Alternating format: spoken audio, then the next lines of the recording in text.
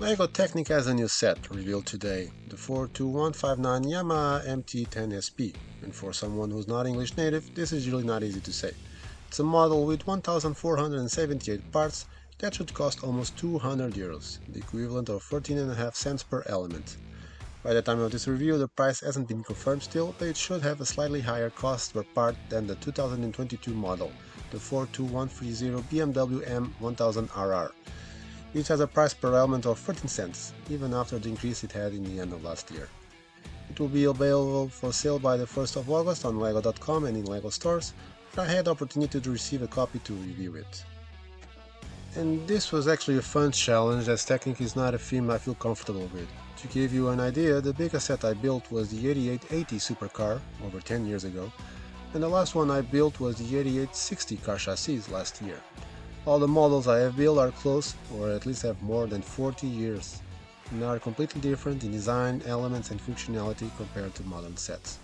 So this could have gone wrong in so many ways. Let's start with the review. As usual, the instructions and the sticker sheet, which by the way is much smaller than I expected, are inside a cardboard envelope. The instructions, only one book, have a white cover and the first pages are dedicated to the real model, some explanations, comparisons between this and the LEGO model, and also a few words from the LEGO designer responsible for the set, Lars Jensen. The assembling is divided into 6 stages, each one with several bags. Phase number 1 allows you to build the structure frame of the model, and it contains the most bags, 3. It was also where I spent more time building, about 1 hour and a half. The second phase contains 2 bags, same as the following phases until phase number 5, and allows you to start building the engine with most of the functional components of the model. It was the part I most enjoyed building. Here are some elements that I found interesting and I think are new, or at least in new colors. And here is phase 2 completed. It took me about 45 minutes to finish it.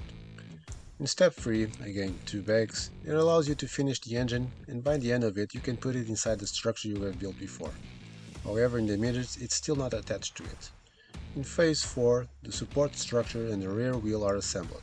I highlight the rims, the same as the BMW, but in a new color, blue, and a modified 8x4 tile with studs underneath, which I think is new, recent, at least in this color.